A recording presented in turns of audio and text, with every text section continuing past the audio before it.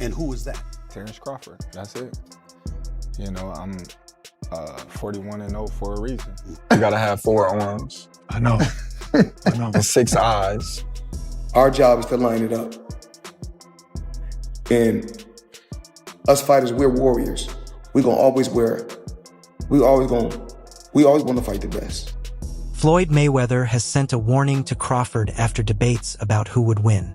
Floyd made it clear that this is a caution about going after something that may never happen.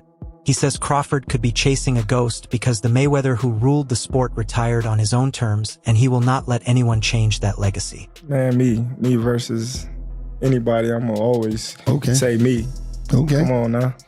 Floyd told Smith that boxing is not just about who is stronger right now. It is about who owned the stage when it counted most. In Floyd's opinion, Crawford is already in his mid-30s, and it is too late to ask for a fight that could have been made when it would have brought the biggest attention and numbers. Who do you think wins in a fight, you or Prime Floyd? Me. No questions? Why would you think that I would say Floyd? You know, that's one of my favorite fighters. But yeah. That message came during a heated debate on Stephen A. Smith's show, where Floyd faced off with Crawford in a rare exchange that the boxing world immediately focused on. Mayweather stayed calm, but his words carried weight. He basically told Crawford, "You can win all you want. You can even beat fighters I never faced, but you will not rewrite my history." By saying this, Floyd kept the attention on his own era, while also pointing out that Crawford arrived too late to share the ring with him. I don't want to lose. I don't want to lose because now society has shaped things to where if a fighter lose, they talk so bad about, oh, he's a bum. I knew he was overrated. Oh, y'all hyped him up, and now they gotta hear it. But back in the day, they didn't have social media. You know what I mean? So all that wasn't in their face. But this is not just two fighters talking past each other. Fans, fighters, and analysts are now taking sides in the debate. Even current fighters like Ryan Garcia have joined in adding more fuel to the discussion. Garcia, who never holds back his opinion, had sharp comments about Mayweather during a recent segment on Ring Magazine's Inside the Ring. When LaShawn McCoy, the former NFL running back, said nobody changed the game like Floyd Mayweather, Garcia interrupted with, "in a bad way." Garcia argued that Floyd did not just dominate inside the ropes, he controlled the business side too. He accused Floyd of picking fights when it suited him, waiting until stars like Pacquiao or Canelo were past their prime. He never faced anyone truly at their peak. Garcia said Floyd's perfection came more from smart matchmaking than perfect fighting. For Garcia, that set boxing on the wrong path because after Floyd, everyone started protecting their records instead of chasing the toughest fights. He acting like Bud is the second coming of Mayweather. Y'all got the game fucked up. Mayweather actually didn't get hit. Bud gets hit by dudes that, like, who on Bud's resume is an equivalent of someone on Floyd's resume? So that's it right there. You know what I'm saying? Like, Floyd not getting hit by elites, Bud getting hit by non-elites, and somehow y'all think Canelo not about to touch him. That's where Max Kellerman weighed in with his own perspective. Kellerman, known as one of the sharpest voices in boxing media, explained why Crawford could actually have a stronger legacy case than Floyd depending on how you view it. Floyd carefully chose when to fight certain opponents, especially after leaving lightweight, Kellerman said. So even though Floyd's record includes more big names, people remember that he avoided some fighters at key times. Crawford, on the other hand, went after everyone throughout his career, even if his resume is thinner in places. That willingness makes a difference in how people see him. Floyd versus Triple G. Listen, man. Floyd didn't fight him, and Floyd is an all-time great. But what a missed opportunity. You got Crawford going from 135 and talking about fighting Canelo at 168. It's kind of the same. And that is the key issue. Resume versus intent. Mayweather's record is full of big names: De La Hoya, Pacquiao, Cotto, Hatton, Marquez, Mosley, Gatti, Corrales, and more. But critics like Garcia and Kellerman argue that the timing of those fights reduces their impact. Pacquiao was older and slower by 2015. Mosley was 38 after a long break. Cotto had taken heavy punishment before facing Floyd. And Canelo fought at a catchweight when he was just 23. Floyd still won all those fights, but for critics, the asterisk never goes away. Looking back at like Floyd's career, like him coming up in the era that he came up in, he had all them champions that he was able to fight. And that's what led him to be so great, you know, because he fought the most champions, beat the most champions, you know, got the most money for beating the most champions. So it's just like, man, he had this guy. On the other hand, Crawford's list of opponents may not be as long, but the effort behind them is different. He did not care about timing. He fought Sean Porter when Porter was still a serious challenge. He beat Errol Spence at 35 and shocked the world by defeating Canelo Alvarez at super middleweight. Crawford's issue was not avoiding fights. It was that promoters and networks avoided him. As a high-risk, low-reward fighter under top rank, he spent years chasing big fights that never happened.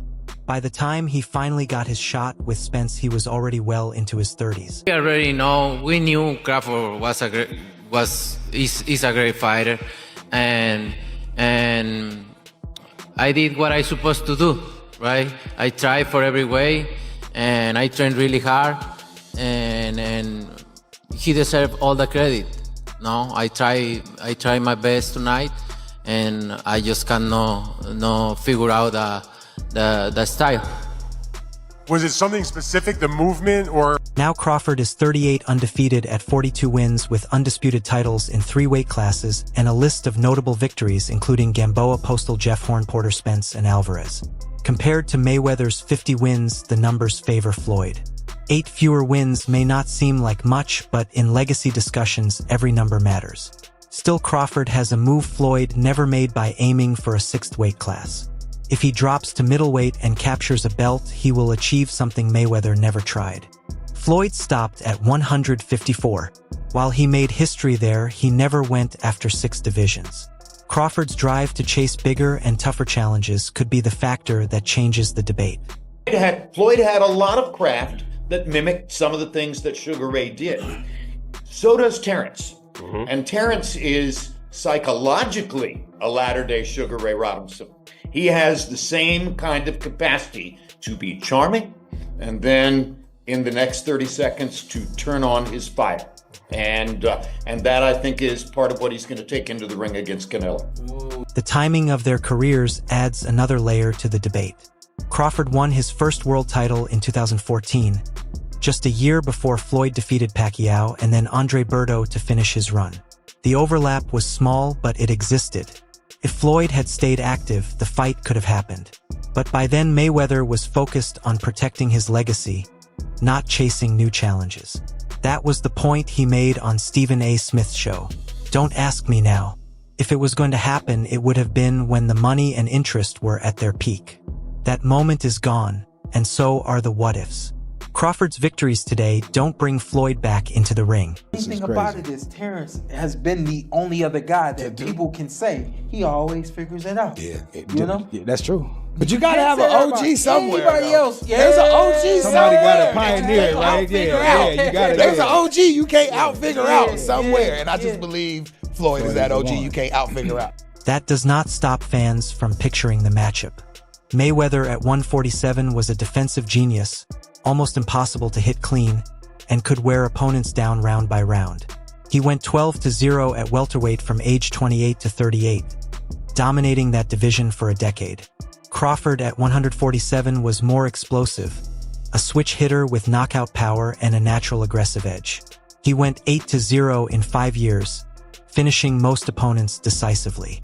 He is taller, has longer reach, and is more versatile in stance and style. Were you surprised that, Crawford wasn't running from him? He was, he was very confident that he could stand there and trade, a lot of times with Canelo. Crawford fought a brilliant fight. He fought a brilliant fight. He stayed at the right range. He didn't engage with Canelo when Canelo was trying to get him to engage with him. And he took control of the fight, and he did what he wanted. In a hypothetical matchup, Crawford's size and aggression would challenge Floyd's defense like few fighters ever have. Some fans compare it to Paul Williams, another tall, high-volume welterweight who was considered a tough puzzle for Floyd, which is part of why that fight never happened. Add Crawford's adaptability and southpaw power, and it's easy to see why many believe Floyd might have finally needed to work hard to protect his perfect record.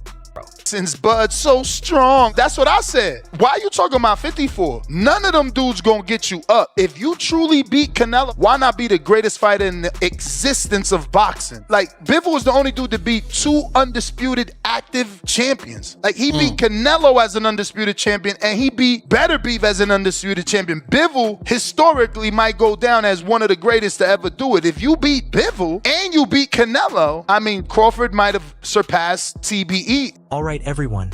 Stay tuned for the latest in boxing news, highlights, events, and stories.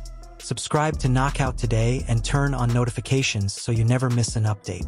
Be sure to watch our other videos too. Until next time, take care and stay safe.